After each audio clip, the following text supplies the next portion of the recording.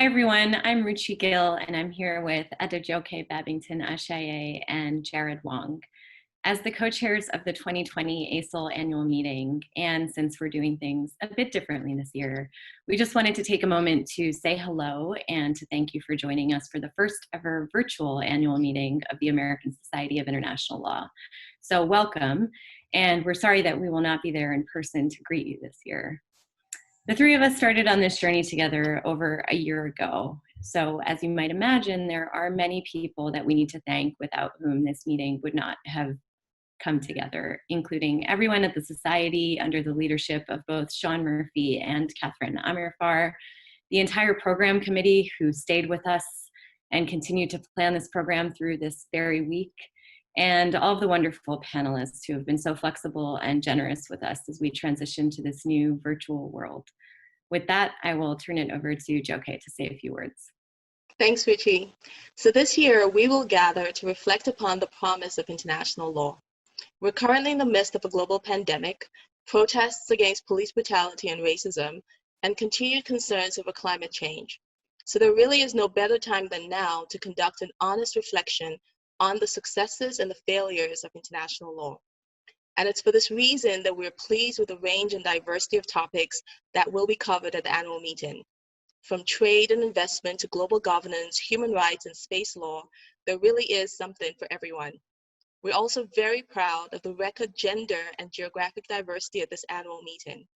Almost 60% of our panelists are female, and nearly half of the panelists are based outside of the United States. This annual meeting will present a unique opportunity for the society to engage in conversations over how we can innovate through international law to create lasting solutions and renew our sense of purpose as scholars and practitioners of international law. Over to you, Jared. Thank you, Joke. Now, in the lead up to the annual meeting, the Society has hosted two late-breaking COVID-19 panels. The first panel examined the promise of global governance and the World Health Organization's role during the pandemic, while the second panel considered the pandemic's disparate impact on the human and civil rights of vulnerable and marginalized populations around the world. For those of you who missed it, the panels are available for viewing at asil.org/COVID1 and asil.org/COVID2. These panels were recorded live, and the annual meeting itself will consist of both pre-recorded and live panels. For the live panels, just like the COVID panels, you, the audience, will be able to pose questions in real time to the speakers.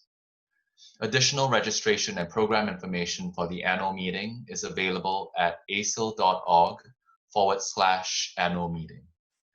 As of Friday last week, over 1,600 people have registered for the annual meeting, and that number will only continue to grow. Hurry though if you haven't done so, since registration will close on Tuesday, the 23rd of June. And join us as we take stock of and affirm the promise of international law. Stay safe in the meantime, and we look forward to connecting with you very soon.